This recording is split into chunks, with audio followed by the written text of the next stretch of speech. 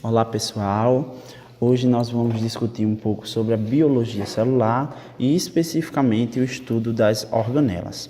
Nós fazemos parte da Universidade Federal Rural de Pernambuco, especificamente do curso de Engenharia de Alimentos, e essa atividade compõe uma avaliação da disciplina de Fundamentos da Biologia Celular, que nesse momento é ministrada pela professora Lúcia Raquel. Então, nesse momento, nós temos a nossa primeira questão, que seria o que são as células, né? Então, empiricamente, nós entendemos que as células elas são a menor unidade formadora de vida. Então, agora, nós já temos a definição de o que seriam as células e vamos discutir sobre as classes das células. Nós temos acima a representação gráfica das células procarióticas e abaixo, nessa imagem, a célula eucariótica. Então, esses são os principais tipos de célula, né, em relação à classificação inicial dos grandes grupos. Para nortear essa nossa conversa, nós vamos ter 4 perguntas centrais. Qual é o significado do nome de cada tipo dessas células? Quais as suas diferenças? Quais as semelhanças? E qual a relação que essas células têm? Será que tem alguma coisa que relaciona esses tipos de células? Então, nesse slide, a gente já identifica o significado das células procarióticas, né? O nome.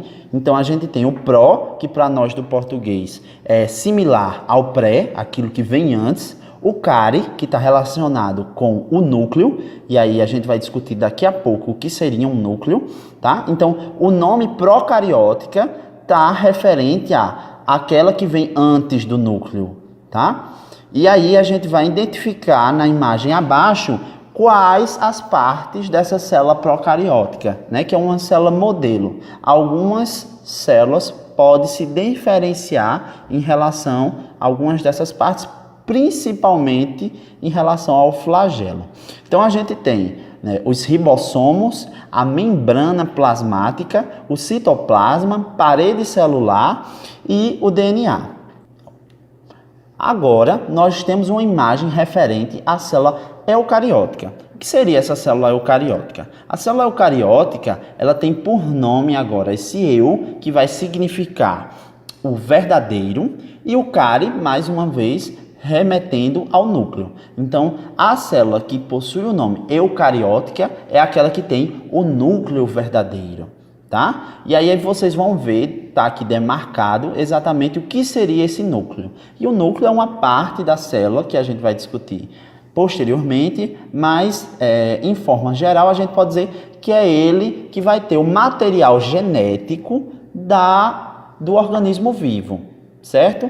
E ela aí, vocês estão vendo também marcados as organelas, que vão ser o principal fruto da discussão que a gente está tendo aqui hoje. Então, nessa outra imagem, a gente tem agora as células procarióticas e as células eucarióticas, uma ao lado da outra, com algumas informações que a gente pode fazer uso para diferenciá-las.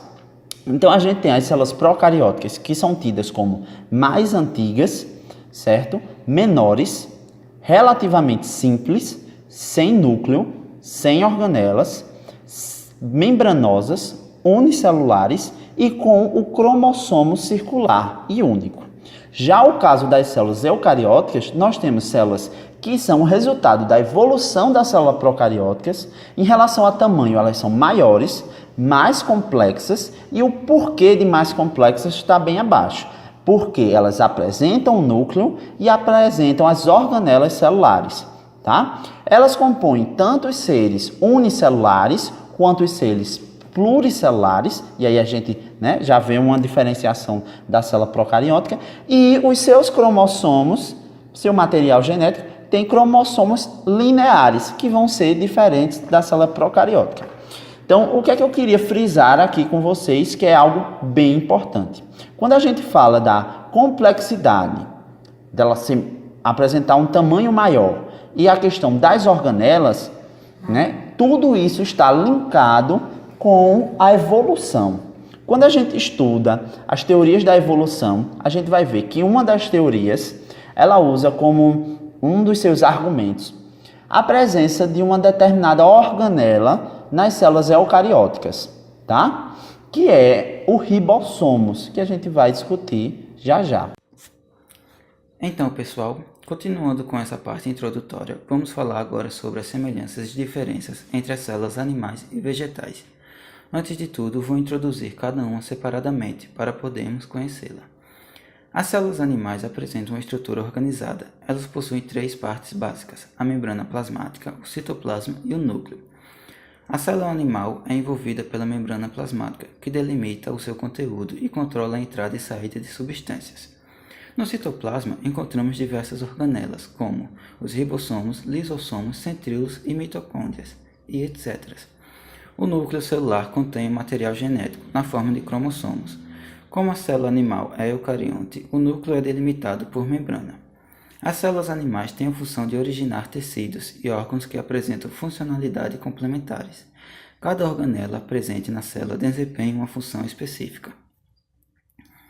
A célula vegetal, assim como a animal, é eucariótica, ou seja, possui núcleo delimitado por membrana nuclear. Além dessa característica, essa célula possui membrana plasmática e citoplasma, estruturas comuns a qualquer célula. Algumas organelas e estruturas são compartilhadas com outros tipos celulares, como as mitocôndrias complexos golgienses. Outras estruturas, no entanto, são restritas à célula vegetal, isto é, são encontradas apenas nesse tipo de célula. As células vegetais e animais possuem grandes diferenças e semelhanças. Uma grande analogia entre as duas é que ambas são eucariontes, logo possuem membrana plasmática. Entretanto, essa é apenas uma das diversas semelhanças encontradas. Podemos citar também as organelas, que são comuns entre elas, como ribossomos, retículo endoplasmático, complexo de Golgi, peroxissomos, mitocôndria, citoplasma e núcleo. Podemos citar também as diferenças entre elas, como os seus formatos, por exemplo. As células animais são redondas e irregular, enquanto que as vegetais possuem formas fixas e retangulares. Temos também as diferentes organelas encontradas em uma e ausente em outras, como lisossomos, só encontradas em animais, cloroplastos, só encontradas em vegetais, centríolos, encontradas na maioria dos animais e algumas espécies de 2 grupos vegetais, os das briófitas e pteridófitas. Clioxissomos, só encontrados em vegetais, e temos a parede celular, presente só em vegetais, que é composto basicamente por celulose e tem função importante como manutenção e proteção da célula, evitando ruptura da membrana plasmática. A essa altura do campeonato, já discutimos muito em relação aos tipos de células, quais os grupos, de onde elas vêm e quais as suas características que vão classificá-las. Mas uma dúvida ainda existe na cabeça de alguns. Afinal de contas, o que seriam as organelas? Para sanar essa questão, nós podemos pôr aqui uma definição. E essa definição seria que as organelas tratam-se de estruturas que ficam dentro das células, mais precisamente na região do citoplasma, e que apresentam tamanhos, cores e funções diferentes. Essas organelas estão presentes na célula com a finalidade de desenvolver ações específicas na manutenção e realização das ações desenvolvidas pelo organismo ou pelo conjunto de células, que trata-se de um tecido de um organismo pluricelular. Na imagem seguinte, é possível observar um exemplo de uma célula eucariótica, Muito existe, e aí alguns estudiosos até fazem uma analogia, que a célula poderia representar um universo, um sistema solar. Nós podemos ver nessa imagem que existem vários tipos de organelas que apresentam características facilmente identificadas e que vão distingui-las umas das outras, E que essa riqueza ela é muito mais presente em relação às células eucarióticas, que são essas células que nós vamos trabalhar. Então, a partir de agora, nós vamos destrinchar essa imagem, certo? Nós vamos falar um pouco das especificidades funções e características de cada organela. A primeira organela a ser apresentada é o núcleo, que são corpos esponjosos de formato esférico presentes no interior do núcleo celular. São formados por proteínas, RNA e DNA. Nos núcleos são formados os ribossomos, que atuam no processo da síntese de proteína. Sendo assim, tem por função a organização dos ribossomos. Quanto maior seu número e tamanho, maior é a síntese proteica da célula. A porção fibrilar densa é mais central e é formada por RNA e proteínas ribossomais. A porção granular é mais periférica e é formada por subunidades ribossômicas em formação. A segunda organela a ser apresentada é o núcleo, que é responsável pelo controle de todas as funções celulares. As células do nosso corpo possuem um único núcleo, contudo, há células que não possuem nenhum e outras que possuem vários, como por exemplo as células musculares esqueléticas. Como nem todas as células possuem um núcleo definido, a biologia as divide em dois grupos: as eucariontes, que são células com núcleo definido, e as procariontes, células sem núcleo definido. Dentro desses dois grupos, é importante sabermos que mesmo as células procariontes possuem DNA. Neste caso, ao invés de concentrar-se no núcleo, como ocorre às células eucariontes, o DNA geralmente se encontra no nucleoide. No caso das células eucariontes, o núcleo encontra-se separado pelo envoltório nuclear, que além de ter a função de separar o núcleo do citoplasma, comunica-se com o citoplasma através dos poros nucleares. Estes poros são responsáveis pelo controle da troca de substâncias entre o núcleo e o citoplasma. De forma geral, podemos dizer que o núcleo possui duas funções básicas: regular as reações químicas que ocorrem dentro da célula e armazenar suas informações genéticas. Os ribossomos são organelas celulares não membranosas presentes em todo o citoplasma, de célula tanto eucariontes quanto procariontes. Eles têm como função sintetizar proteína, que serão utilizados em processos internos da célula. Nas células eucariontes, além de serem encontradas livres no citoplasma, podem ser encontrados associados ao retículo endoplasmático. Como podemos ver aqui nessa imagem, os ribossomos livres são encontrados no citoplasma. Podem ocorrer como um único ribossomo ou em grupos, conhecido como polirribossomos ou polisossomos. Aqui vemos os ribossomos associados à membrana exterior do retículo endoplasmático, constituindo o retículo endoplasmático rugoso. São responsáveis pelas proteínas que formam membranas, ou são empacotadas e estocadas em vesícula no citoplasma, ou então exportadas para o exterior da célula. A função dos ribossomos é auxiliar na produção e na síntese das proteínas nas células. Além dele, participa desse processo as moléculas de DNA e RNA. Os ribossomos reúnem diversos aminoácidos durante a síntese proteica, através de uma ligação química chamada de ligação peptídica. Eles são estruturas pequenas, constituindo de duas subunidades, uma maior e a outra menor, a quais estão adaptadas intimidamente, como podemos ver aqui nessa imagem. Uma subunidade é composta por um complexo formado por moléculas de RNA e proteína. Cada molécula contém pelo menos uma subunidade de RNA ribossômico e uma grande quantidade de proteínas ribossomais. Como ocorre a síntese proteica? Ela ocorre através de duas etapas, a transcrição e a tradução. A transcrição é o processo de decodificação da mensagem contida no gene para uma fita de RNA mensageiro e é realizado por enzimas chamadas de RNA polimerase. Tradução é o processo de síntese ou fabricação de proteína, construção da cadeia de aminoácidos. O RNA mensageiro liga-se ao ribossomo, que dá início à tradução. Quando um ribossomo se desloca ao longo do RNA mensageiro, a cada sequência de 3 bases, um RNA transportador, com um aminoácido preso a ele, liga-se momentaneamente ao códon, por seu anticódon, que é uma sequência de 3 bases complementares à do códon. Vesícula. Uma vesícula, em biologia celular, é uma pequena estrutura dentro de uma célula que consiste num fluido incluso por uma bicamada lipídica. Pode ser entendido como uma bolha de líquido dentro de outro líquido, ou seja, a união supramolecular constituída por diferentes moléculas. Vemos aqui na imagem que toda esta parte verdinha é a membrana lipídica, que é o que forma a vesícula. Mas, tecnicamente, uma vesícula pode ser definida como um pequeno saco membranoso que pode armazenar ou transportar substâncias.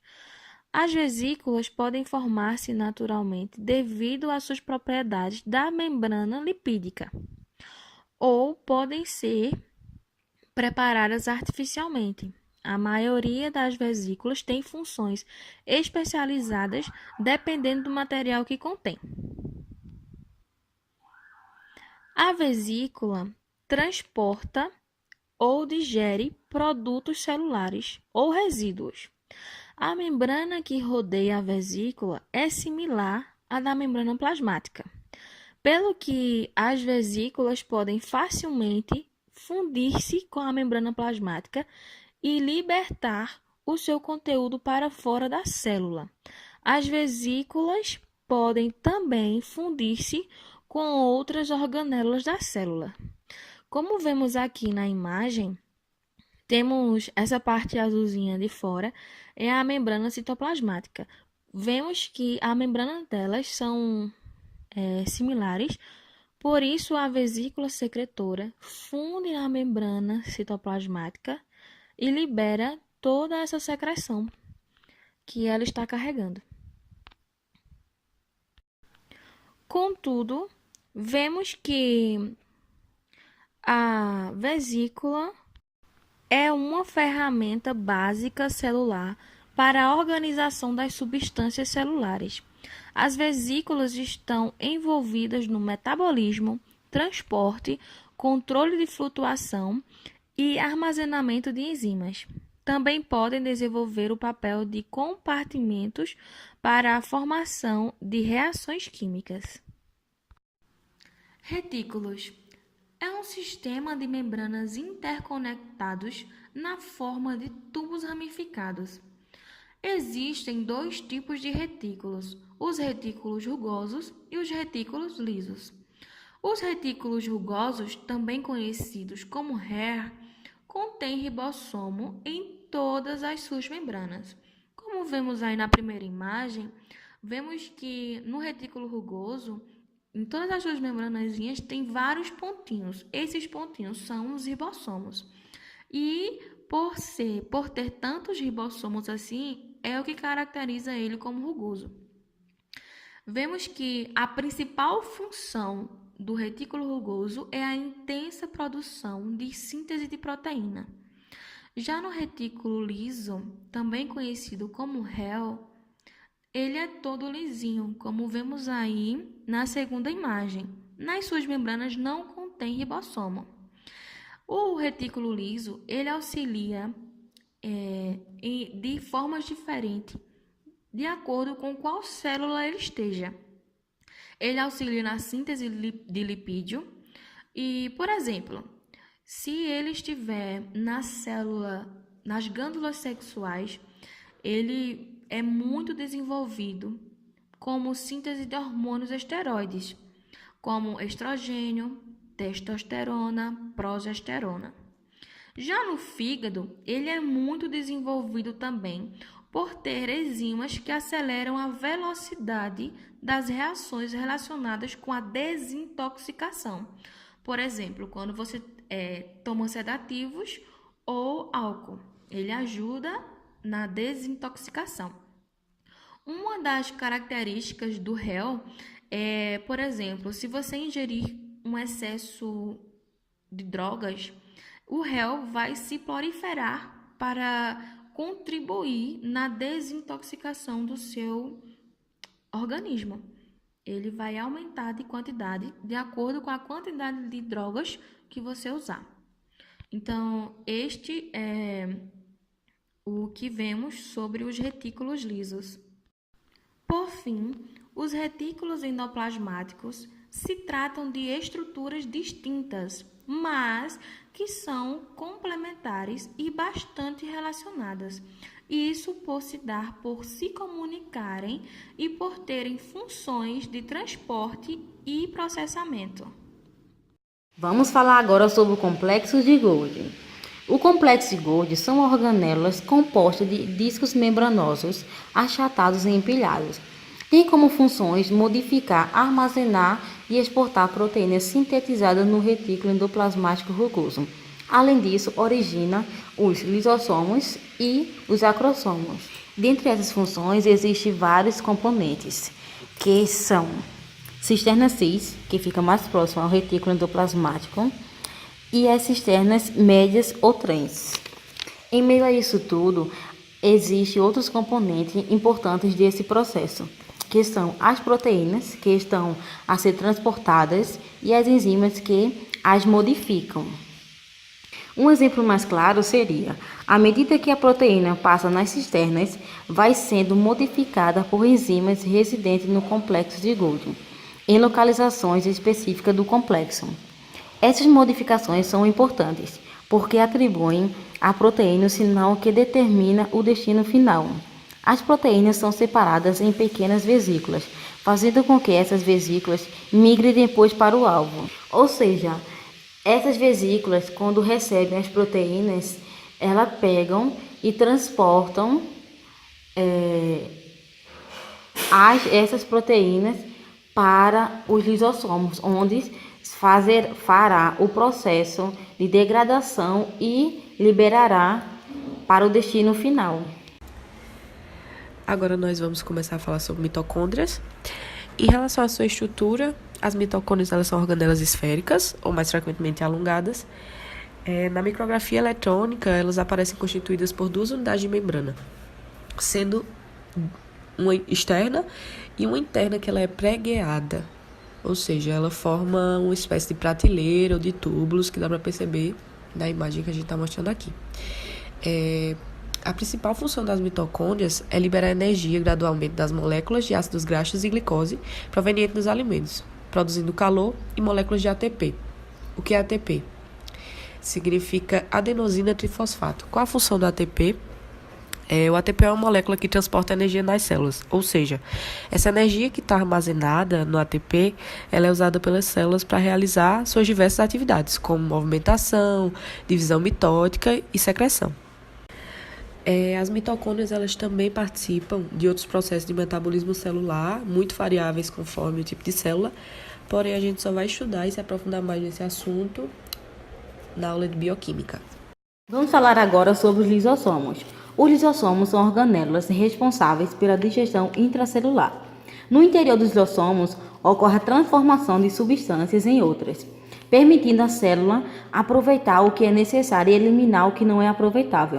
Além disso, existe uma grande quantidade de enzimas digestivas no seu interior, tendo como função a digestão intracelular, que pode ser subdividida em heterofágica, que significa digerir produtos oriundos da fagocitose e da pinocitose, função autofágica, que pode ser dividida em dois tipos, que são a autofágica, que significa digestão de organelas e estrutura da própria célula, e autólise, que significa pelo comprimento da membrana lisossômica, as enzimas vazam para o citoplasma, destruindo completamente as células.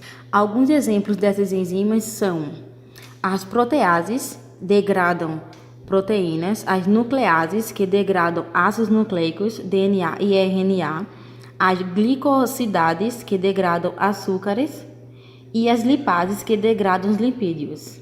Agora eu vou falar um pouco sobre os centríolos. Os centríolos são estruturas celulares que auxiliam na divisão celular, mitose e meiose, a qual a gente já conhece. A mitose dividindo a célula, levando o gene por completo para suas filas, e a meiose dividindo e levando apenas metade dos genes para suas células filhas. Os centríolos possuem, portanto, a capacidade de duplicação durante o ciclo da divisão celular, organizando o fuso acromático. Então, pessoal, obrigado por terem chegado até aqui. Estamos encerrando a nossa conversa, mas antes disso, é necessário fazer um pequeno levantamento, né? Levantar uma discussão que para a gente é fundamental. Afinal de contas, para que nós estudamos as células e principalmente as suas organelas?